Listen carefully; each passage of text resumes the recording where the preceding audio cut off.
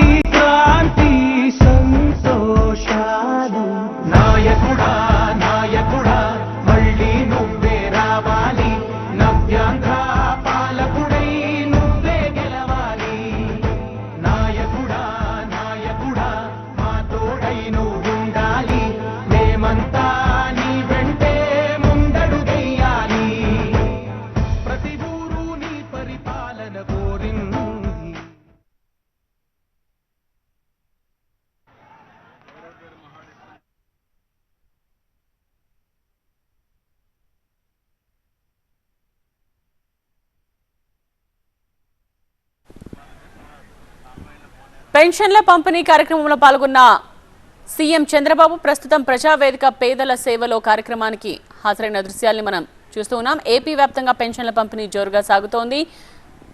రేపు ఆదివారం సెలవు రోజు కావడంతో ముందుగానే పెన్షన్లు పంపిణీ చేస్తోంది ప్రభుత్వం. అనంతపురం జిల్లా నేమకల్లు గ్రామంలో పలువురు లబ్ధిదారులకు ఇళ్లకు వెళ్లి స్వయంగా పెన్షన్ అందించారు ముఖ్యమంత్రి. వారి క్షేమ సమాచారాన్ని ప్రస్తుతం ప్రజావేదిక పేదల సేవలో కార్యక్రమాన్ని లైవ్ లో చూస్తున్నారు.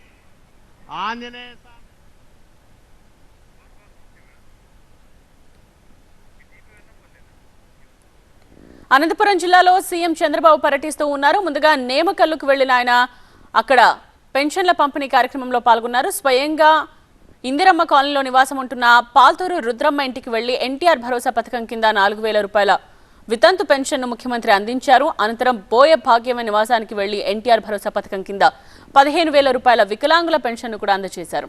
ప్రభుత్వం నుండి వారికి అందుతున్న పథకాలను అడిగి తెలుసుకున్నారు ముఖ్యమంత్రి. లబ్ధిదారులతో కలిసి వారి ఇంట్లో టీ కూడా సేవించారు. పెన్షన్ల పంపిణీ సందర్భంగా నేమకల్లు గ్రామస్తులతో ముచ్చటించారు ముఖ్యమంత్రి. గ్రామంలో జరుగుతున్న అభివృద్ధి కార్యక్రమాల గురించి అడిగి తెలుసుకున్నారు. సీఎం చంద్రబాబుతో పాటు ప్రభుత్వ విప్ కాల్వ శ్రీనివాసులు, కలెక్టర్ వినోద్ కుమార్, స్థానిక ప్రజాప్రతినిధులు కూడా ఈ కార్యక్రమంలో పాల్గొన్నారు.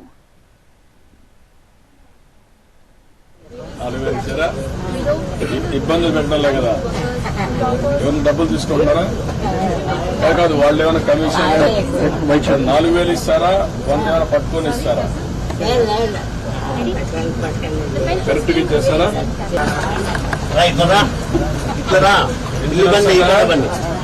పింఛన్ వస్తుందా? పింఛన్ వస్తుందా?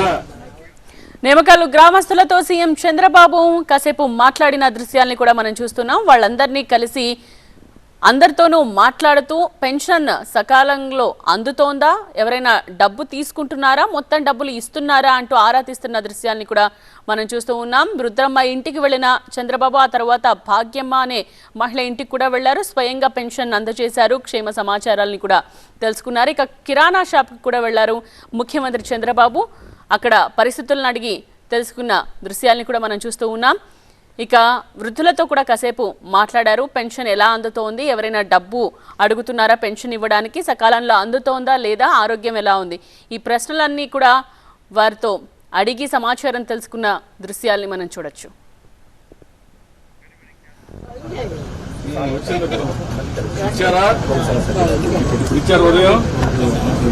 ఎంత ఇచ్చారు అంటే ఏంటి?